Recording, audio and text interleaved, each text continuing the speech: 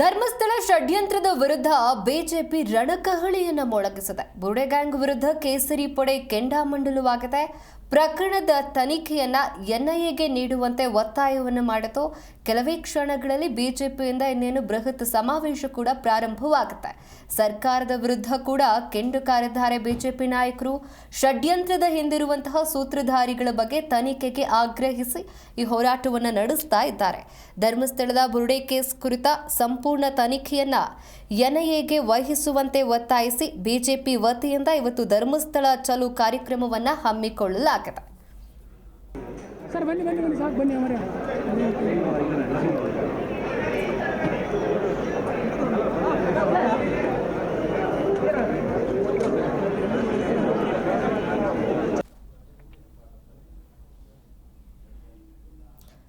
ಈ ಕುರಿತಂತೆ ವಿಪಕ್ಷ ನಾಯಕ ಆರ್ ಅಶೋಕ್ ಹಾಗೆ ಎಸ್ಆರ್ ವಿಶ್ವನಾಥ್ ಜೀಕರಣ ನ್ಯೂಸ್ ಜೊತೆ ಮಾತನಾಡಿದ್ದಾರೆ. ಬನ್ನಿ ನೋಡೋಣ.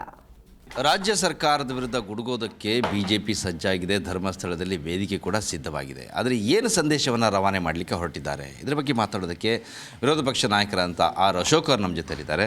ಸರ್, ಇವತ್ತಿನ ಸಮಾವೇಶ ಏನು ಸಂದೇಶವನ್ನು ಪಾಸ್ ಮಾಡಬೇಕು ಅಂತೇಳಿ ತೀರ್ಮಾನ ಆಗಿದೆ? ಹಿಂದೂ ನಾವೆಲ್ಲ ಒಂದು ಅನ್ನೋ ಸಂದೇಶವನ್ನು ಇಡೀ ರಾಜ್ಯದ ಜನತೆಗೆ ಕೊಡುವಂಥ ಒಂದು ಸಮಾವೇಶ, ಜಾಗೃತಿ ಹಿಂದೂ ಸಮಾವೇಶ ಇದು. ಈಗ ಧರ್ಮಸ್ಥಳವನ್ನು ಟಾರ್ಗೆಟ್ ಮಾಡಿದ್ದಾರೆ. ನಾಳೆ ಚಾಮುಂಡೇಶ್ವರಿ ದೇವಾಲಯವನ್ನು ಟಾರ್ಗೆಟ್ ಮಾಡ್ತಾರೆ.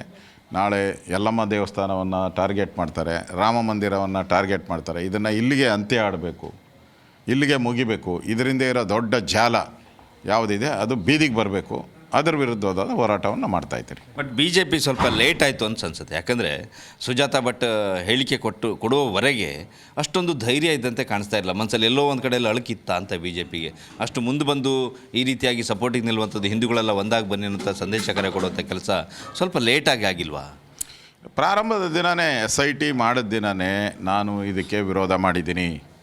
ಕಾಂಗ್ರೆಸ್ ಅವ್ರಿಗೆ ಅದು ಗೊತ್ತಿಲ್ಲ ಅಂದರೆ ದಾಖಲೆಗಳನ್ನು ತಗೊಂಡು ನೋಡಲಿ. ಅವತ್ತೇ ನಾನು ಮೈಸೂರಲ್ಲಿ ಸುಮಾರು 24 ಚಾನಲ್ಗಳಿತ್ತು. 24 ಚಾನಲ್ಗಳ ಮುಂದೆ ಮಾತಾಡಿದ್ದೀನಿ, ಪ್ರಿಂಟ್ ಮೀಡಿಯಾ ಮುಂದೆ ಮಾತಾಡಿದ್ದೀನಿ. ಅವತ್ತೇ ವಿರೋಧ ಮಾಡಿದ್ದೀನಿ. ಅದಾದಮೇಲೆ 2 ದಿನ ಆದಮೇಲೆ ಬೆಂಗಳೂರಲ್ಲೂ ಕೂಡ ಇದ್ರ ವಿರುದ್ಧವಾಗಿ ಯಾರು ಈ ಬುರುಡೆ ಬಿಡ್ತಾನಲ್ಲ ಅವನ ಪೂರ್ವಾಪರ ಏನು ಅನ್ನೋದನ್ನು ಹೇಳಿದ್ದೀನಿ. ಅದಾದಮೇಲೆ ವಿಧಾನಸಭೆ ಅಧಿವೇಶನದಲ್ಲಿ ಅವನ ಹೆಸರು ಹೇಳೋಕ್ಕೆ ಮಾಸ್ಕ್ ಮ್ಯಾನ್ ಅಂತ ಇದ್ದರು. ಆ ಮಾಸ್ಕ್ ಮ್ಯಾನ್ನ ಓಪನ್ ಮಾಡಿ ನಾನೇ ವಿಧಾನಸಭೆಯಲ್ಲೇ ಓಪನ್ ಮಾಡಿದೆ. ಅವನ ಹೆಸರು ಹೇಳಿದೆ ನಾನು. ಮಾಧ್ಯಮದಲ್ಲಿ ಅದನ್ನು ಸರಿಯಾಗಿ ತೋರಿಸಿಲ್ಲ. ಮಾಸ್ಕ್ ಮ್ಯಾನ ಹೆಸರು ಹೇಳಿದೆ, ಚೆನ್ನಯ್ಯ ಅಂತ ಹೇಳಿದೆ. ಅವನು ಚಾಮರಾಜನಗರದವರು ಅಂತ ಹೇಳಿದೆ.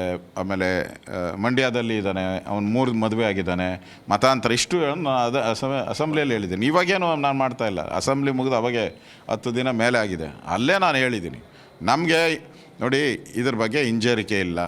ಸತ್ಯ ಧರ್ಮಸ್ಥಳವಾಗಿ ಉಳಿಬೇಕು. ಇದನ್ನು ಅಪವಿತ್ರ ಮಾಡೋಕ್ಕೆ ಹೊರಟಿರ್ತಕ್ಕಂಥ ಈ ಟೂಲ್ ಕಿಟ್ಗಳೇನಿದೆ, ಹಿಂದೂಗಳ ಶ್ರದ್ಧಾ ಕೇಂದ್ರವನ್ನು ಹಾಳು ಮಾಡಬೇಕು ಅಂತ ಹೊರಟಿರುವಂಥದ್ದಕ್ಕೆ ಅದಕ್ಕೆ ಇಂಡೈರೆಕ್ಟಾಗಿ ಈ ಕಾಂಗ್ರೆಸ್ ಸರ್ಕಾರ ಸಿದ್ದರಾಮಯ್ಯನವ್ರ ಸುತ್ತೂ ಇರುವಂಥ ಗ್ಯಾಂಗು ತನಿಖೆಗೆ ಒಪ್ಪಿಸ್ತಾರಲ್ಲ ಸಿದ್ದರಾಮಯ್ಯನ, ಈ ಗ್ಯಾಂಗ್ ಕಾರಣ. ಅದಕ್ಕೋಸ್ಕರ ಅದರ ವಿರುದ್ಧವಾದಂಥ ಒಂದು ಆಂದೋಲನವನ್ನು ಇವತ್ತು ಮಾಡ್ತಾಯಿದ್ರಿ. ಇವರು ಸಣ್ಣ ವ್ಯಕ್ತಿಗಳು, ಇಲ್ಲಿರೋವಂಥವ್ರು ಸಿಕ್ಕಾಕ್ಕೊಂಡಿರೋರೆಲ್ಲ ಸಣ್ಣ ಮೀನುಗಳು. ದೊಡ್ಡ ತಿಮಿಂಗಲ ಇದರಿಂದ ಇದೆ. ಆ ತಿಮಿಂಗಲ ಯಾವುದು ಅನ್ನೋದು ಬೇಕು. ನಾವು ಈ ಕೆರೆ ಮೀನು ಕುಂಟೆ ಮೀನೆಲ್ಲ ನೋಡ್ತಾ ಇರೋದು. ಸಮುದ್ರದಲ್ಲಿರುವಂಥ ತಿಮಿಂಗಲ, ಈ ದುಷ್ಟ ತಿಮಿಂಗಲ ಯಾವುದಿದೆ ಅದನ್ನು ನೋಡಬೇಕು, ಅದನ್ನು ಹಿಡಿಬೇಕು. ಅದು ಹಿಡಿದ್ರೆ ಈ ದೇಶದಲ್ಲಿ ಈ ಜಾಲ ಎಲ್ಲೆಲ್ಲಿದೆ ಅನ್ನೋದು ಅರ್ಥ ಆಗ್ತದೆ. ಅದಕ್ಕೆ NI ತನಿಖೆ ಕೊಡಿ ಅಂತ ಹೇಳ್ತಾ ಇದ್ರಿ. ರಾಜ್ಯ ಸರ್ಕಾರ ಇಲ್ಲಿ ಡಬಲ್ ಸ್ಟ್ಯಾಂಡ್ ರೀತಿಯಲ್ಲಿದೆ. ಒಂದು ಕಡೆಯಲ್ಲಿ ಸಿದ್ದರಾಮಯ್ಯನವರು SIT ತನಿಖೆ ನಡೀತಾ ಇದೆ ಅನ್ನುವಂಥ ಮಾತನ್ನು ಹೇಳ್ತಾರೆ, ಅದು ಏನು ಎಲ್ಲವೂ ಬಹಿರಂಗ ಆಗುತ್ತೆ ಅಂತೇಳಿ. ಇನ್ನೊಂದು ಕಡೆ DK ಶಿವಕುಮಾರ್ ಅವರು ಹೇಳ್ತಾರೆ ಇಲ್ಲ ಷಡ್ಯಂತ್ರ ಆಗಿದೆ ಅನ್ನೋದನ್ನು ಕೂಡ ಒಪ್ಕೊಳ್ತಾ ಇದ್ದಾರೆ. ಸೊ BJPಯನ್ನೇ ಗೊಂದಲಕ್ಕೆ ಸಿಕ್ಕಿಸುವಂಥ ಒಂದು ಪ್ರಯತ್ನ ರಾಜ್ಯ ಸರ್ಕಾರದ್ದು. ಇಲ್ಲ, ಅವರು ಅಡ್ಜಸ್ಟ್ ಮಾಡ್ಕೊಂಬಿಟ್ಟಿದ್ದಾರೆ. DK ಶಿವಕುಮಾರು ನಾನು ಹಿಂದೂಗಳ ಪರ ಇರ್ತೀನಿ, ನೀನು ಮುಸಲ್ಮಾನ್ ಪರ ಇರು ಅಂತ ಸಿದ್ದರಾಮಯ್ಯನಿಗೆ ಹೇಳ್ಬಿಟ್ಟಿದ್ದಾರೆ. ಇದೆಲ್ಲ ಮ್ಯಾಕ್ಸ್ ಫಿಕ್ಸಿಂಗ್ ಅಷ್ಟೇ. ಅವ್ರ ಸ್ಟ್ಯಾಂಡು ನೋಡಿ, ನಾವು ಧರ್ಮಾತೀತ ಅಂತ ಹೇಳ್ತಾರೆ. ಯಾವುದೇ ಧರ್ಮ ಇಲ್ಲ, ಎಲ್ಲ ಧರ್ಮನೂ ಒಂದು ಅಂತಾರೆ. ಎಲ್ಲ ಧರ್ಮನೂ ಆದರೆ ಯಾಕೆ ಅವರು ಚಾಮುಂಡೇಶ್ವರಿ ದೇವಸ್ಥಾನನ ಹಿಂದೂಗಳದಲ್ಲ ಅಂದರು? ಹೋಗಿ ಮಸೀದಿ ಮುಂದೆ ನಿಂತ್ಕೊಂಡು ಇದು ಮುಸ್ಲಿಮನ್ರಲ್ಲ ಅಂತ ಹೇಳಿ, ಆವಾಗ ನಾನು ಒಪ್ತೀನಿ. ಅವರು ಅದು ಹೇಳೋಕ್ಕೆ ತಯಾರಿಲ್ಲ. ಹಿಂದೂಗಳ ದೇವಸ್ಥಾನ ಹುಡುಕಿ ಇದು ಹಿಂದೂಗಳಲ್ಲ ಅಂತಾರೆ. ಹಂಗೆ ಮುಸಲ್ಮಾನ್ ದೇವಸ್ಥಾನಗಳಿಗೆ ಹೋಗಿ, ಮುಸಲ್ಮಾನರ ಮಸೀದಿಗಳಿಗೆ ಹೋಗಿ ಇದು ಮುಸಲ್ಮಾನರಲ್ಲ ಅಂತ ಹೇಳೋ ದಮ್ಮಿಲ್ಲ, ಆ ತಾಕತ್ತಿಲ್ಲ. ಟಾರ್ಗೆಟ್ನ ಹಿಂದೂ ಮಾಡ್ತಾರೆ. ಹಿಂದೂಗಳಿಗೆ ಯಾರ್ಯಾರು ಅವೇಳನ ಮಾಡ್ತಾರೋ ಅವ್ರಿಗೆ ಎನ್ಕರೇಜ್ ಮಾಡ್ತಾರೆ. ಇದು ಈ ಕಾಂಗ್ರೆಸ್ಸಿನ ಸ್ಪಷ್ಟ ನೀತಿ. ಅದರಿಂದ ಇಲ್ಲಿ ಟೂಲ್ ಕಿಟ್ ಅನ್ನೋ ಪದ ಬಳಸಿರಿ. ಕೇವಲ ಇದು ಧರ್ಮಸ್ಥಳಕ್ಕೆ ಸೀಮಿತ ಅಲ್ಲ. ಹಿಂದೆ ಶಬರಿಮಲೆ ಆಯಿತು, ಧರ್ಮಸ್ಥಳ ಆಗಿದೆ, ಶನಿಶಿಂಗಣಾಪುರ ಆಗಿದೆ, ಈಗ ಮೈಸೂರುವರೆಗೂ ಕೂಡ ಹೋಗಿದೆ. ಸೊ ಇದೆಲ್ಲವನ್ನು ಕೂಡ ಮಟ್ಟ ಹಾಕುವಂಥ ನಿಟ್ಟಿನಲ್ಲಿ ವಿರೋಧ ಪಕ್ಷವಾಗಿ BJPಯ ಮುಂದಿನ ಹೆಜ್ಜೆಗಳು ಏನಿರುತ್ತೆ? ಇದನ್ನು ನಾವು ಈಗ ಧರ್ಮಸ್ಥಳ ಚಲೋ ಮಾಡಿದ್ದೀರಿ. ಧರ್ಮಸ್ಥಳದಲ್ಲಿ ಇವತ್ತು ಧರ್ಮ ಜಾಗೃತಿ ಸಭೆಯನ್ನು ಕೂಡ ನಾವು ದೊಡ್ಡ ರೀತಿ ಮಾಡಿ ಸರ್ಕಾರಕ್ಕೆ ಎಚ್ಚರಿಕೆಯನ್ನು ಕೊಡ್ತೀರಿ. ಇದಕ್ಕೇನಾದ್ರು ಸರಿಯಾಗಿ ಬಗ್ಗಿಲ್ಲ ಅಂದರೆ ನೆಕ್ಸ್ಟು ಚಾಮುಂಡೇಶ್ವರಿ ಯಾತ್ರೆಯನ್ನು ಕೂಡ ನಾವು ಮಾಡೋರಿದ್ದೀರಿ. ಚಾಮುಂಡೇಶ್ವರಿ ದೇವಿಯನ್ನು ರಕ್ಷಣೆ ಮಾಡಿ, ಚಾಮುಂಡೇರಿ ಬೆಟ್ಟವನ್ನು ರಕ್ಷಣೆ ಮಾಡಿ ಅಂತೇಳಿ ಅದನ್ನು ಕೂಡ ನಾವು ದೊಡ್ಡ ಹೋರಾಟವನ್ನು ಮಾಡುವಂಥ ತೀರ್ಮಾನವನ್ನು ಮಾಡ್ತೀರಿ. ಇದು ವಿಪಕ್ಷ ನಾಯಕ ಆರ್ ಅಶೋಕ್ ಅವರು ಹೇಳುವಂಥ ಮಾತು. ಹಿಂದೂಗಳ ಪರವಾಗಿ ನಡೆಯುತ್ತಾ ಇರೋಂಥ ಹೋರಾಟ ಇಲ್ಲಿಗೆ ನಿಲ್ಲಲ್ಲ, ಚಾಮುಂಡೇಶ್ವರಿಗೂ ಬೆಟ್ಟಕ್ಕೂ ಹತ್ತುವಂಥ ಪ್ರಯತ್ನವನ್ನು BJPಯವರು ಮಾಡ್ತಾರೆ ಅನ್ನೋಂಥ ಮಾತನ್ನು ಹೇಳ್ತಾ ಇದ್ದಾರೆ. ಕ್ಯಾಮ್ರಾ ಪರ್ಸನ್ ನಾಗಪ್ಪ ಜೊತೆ ಜನಾರ್ದನ ಬಾರ್, ಜೀ ಕನ್ನಡ ನ್ಯೂಸ್, ಧರ್ಮಸ್ಥಳ. ಸದನದಲ್ಲಿ ಬುರುಡೆ ಪ್ರಕರಣದ ವಿಚಾರವಾಗಿ ರಾಜ್ಯ ಸರ್ಕಾರವನ್ನು ತರಾಟೆಗೆ ತೆಗೆದುಕೊಂಡಂಥ BJP ಇವತ್ತು ಈಗ ಧರ್ಮಸ್ಥಳಕ್ಕೆ ಬಂದಿದೆ. ಸಹಸ್ರ ಸಂಖ್ಯೆಯಲ್ಲಿ ಕಾರ್ಯಕರ್ತರ ಜೊತೆಯಲ್ಲಿ ಬಂದಿದೆ. ಇದರ ಬಗ್ಗೆ ಮಾತಾಡೋಕ್ಕೆ ಶಾಸಕರಂತ ಸರ್ ವಿಶ್ವನಾಥ್ ನಮ್ಮ ಜೊತೆಲಿದ್ದಾರೆ. ಸರ್, ಇವತ್ತು ಧರ್ಮಸ್ಥಳದಲ್ಲಿ ಬೀಡು ಬಿಟ್ಟಿದ್ದೀರಿ, ಏನೆಲ್ಲ ಪ್ಲ್ಯಾನ್ ಇಟ್ಕೊಂಡು ಬಂದಿದ್ದೀರಿ ಸರ್? ಸರ್, ಇದು ನಾವು 5 ದಿನಗಳಿಂದ, ಯಾಕಂದರೆ ಭಾಳ ತುರ್ತಾಗಿ ಕಾರ್ಯಕ್ರಮವನ್ನು ಹಮ್ಮಿಕೊಂಡಿರ್ತಕ್ಕಂಥದ್ದು. 5 ದಿನಗಳಿಂದ ನಮ್ಮ ರಾಜ್ಯಾಧ್ಯಕ್ಷರು ಒಂದು ಪತ್ರಿಕಾಗೋಷ್ಠಿಯ ಮುಖಾಂತರ 1ನೇ ತಾರೀಕು ಧರ್ಮಸ್ಥಳದಲ್ಲಿ 1 ಲಕ್ಷಕ್ಕೂ ಅಧಿಕ ಹಿಂದೂಗಳನ್ನು ಸೇರಿಸಿ ಇಲ್ಲಿ ಒಂದು ಸಂದೇಶವನ್ನು ಕೊಡಬೇಕು. ಯಾಕಂದರೆ ಪ್ರತಿನಿತ್ಯ ಜನ ಬರೋಕ್ಕೆ ಶುರು ಮಾಡಿದರು. ಆದರೆ ಒಂದು ದೇವಸ್ಥಾನದ ಬಗ್ಗೆ ಷಡ್ಯಂತ್ರವನ್ನು ಮಾಡಿದಂಥ ವಿಚಾರ SITಯಲ್ಲಿ ನಿಧಾನವಾಗಿ ಹಂತವಾಗಿ ಬಂದಾದ ಮೇಲೆ ಜನಗಳು ಕೂಡ ಆಕ್ರೋಶಗೊಂಡಿದ್ದಾರೆ. ನಮಗೂ ಕೂಡ ನಮ್ಮ ರಾಜ್ಯಾಧ್ಯಕ್ಷರಿಗೆ ಫೋನ್ ಮಾಡ್ತಾಯಿದ್ರು, ಇಲ್ಲ ಒಂದು ದೊಡ್ಡ ಕಾರ್ಯಕ್ರಮವನ್ನು ಮಾಡಬೇಕು, ನಾವೆಲ್ಲ ಧರ್ಮಸ್ಥಳಕ್ಕೆ ಬರ್ತೀವಿ ಅಂತೇಳಿ. ಆ ವಿಚಾರವಾಗಿ ಇವತ್ತು ನಾವು ಕಾರ್ಯಕ್ರಮವನ್ನು ಹಮ್ಮಿಕೊಂಡಿದ್ದೀವಿ. ಈಗಾಗಲೇ ರಾತ್ರಿಯೇ ಸುಮಾರು 15-20 ಸಾವಿರ ಜನ ಮಂಜುನಾಥ ಸ್ವಾಮಿಯ ಭಕ್ತರು ಹಿಂದೂಗಳೆಲ್ಲ ಕೂಡ ಲಗ್ಗೆಯನ್ನಿಟ್ಟಿದ್ದಾರೆ. ಈಗ ಬೆಳಗ್ಗೆಯಿಂದ ಕೂಡ ಹೊರಟಿದ್ದಾರೆ. ಬಹುಶಃ 12 ಗಂಟೆಗೆ 1 ಲಕ್ಷಕ್ಕೂ ಅಧಿಕ ಭಕ್ತರು ಧರ್ಮಸ್ಥಳಕ್ಕೆ ಬರ್ತಾ ಇದ್ದಾರೆ.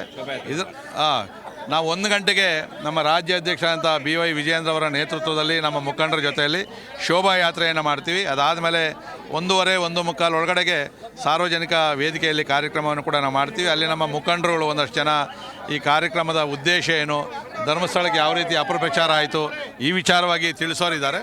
ಸೊ ಆ ದೃಷ್ಟಿಯಿಂದ ನಮ್ಮ ಕಾರ್ಯಕ್ರಮವನ್ನು ಪ್ರಾರಂಭ ಮಾಡ್ತಾ ಇದ್ದೀವಿ. ಸರ್, ಈಗ ರಾಜ್ಯ ಸರ್ಕಾರ ಹೇಳ್ತಾ ಇರೋದು SITಯಿಂದನೇ ಈ ಪ್ರಕರಣ ಬೆಳಕಿಗೆ ಬಂದಿದೆ. ಸೊ SITಯಿಂದ ಬಂದ ನಂತರದಲ್ಲಿ ಮತ್ತೆ ಬೇರೆ ತನಿಖೆ ಯಾಕೆ, ಇದನ್ನು ರಾಜಕೀಯ ಯಾಕೆ ಅಂತ? ಈಗ ನಾವು ರಾಜಕೀಯ SIT ತನಿಖೆಯನ್ನು ನಾವೆಲ್ಲ ಸ್ವಾಗತ ಮಾಡಿದ್ದೀವಿ.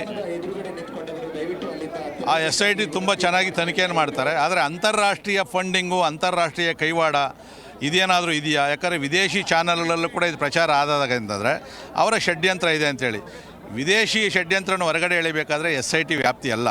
ಸೊ ಅದು ಕೇಂದ್ರೀಯ ತನಿಖಾ ಸಂಸ್ಥೆಗಳಿಂದನೇ ಆಗಬೇಕಾಗ್ತದೆ. ಆ ದೃಷ್ಟಿಯಿಂದ ನಾವು NIAಗೆ ಮಾಡಿದ್ದೀವಿ ಹೊರತು ಬೇರೆ ಉದ್ದೇಶ ಏನಿಲ್ಲ. ಅಲ್ಲ, ರಾಜ್ಯ ಸರ್ಕಾರ ಆರೋಪ ಮಾಡ್ತಾ ಇರೋದು BJPಗೆ ಸ್ಥಳೀಯ ವ್ಯವಸ್ಥೆ ಮೇಲೆ ನಂಬಿಕೆ ಇಲ್ಲ, ಪೊಲೀಸರ ಮೇಲೆ ನಂಬಿಕೆ ಇಲ್ಲ. ಯಾವ ವಿಚಾರ ಎತ್ತಿದ್ರು SIT ಹೇಳ್ತಾರೆ, NIA ಹೇಳ್ತಾರೆ, ಇಲ್ಲಾಂದರೆ CBI ಅಂತ ಮಾತನ್ನು ಹೇಳ್ತಾ ಹೋಗ್ತಾರೆ.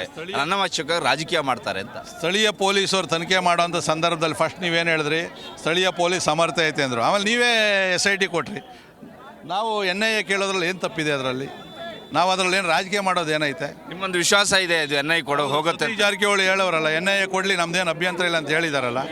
Thank you. ಇದು SR ವಿಶ್ವನಾಥ್ ಅವರ ಮಾತು.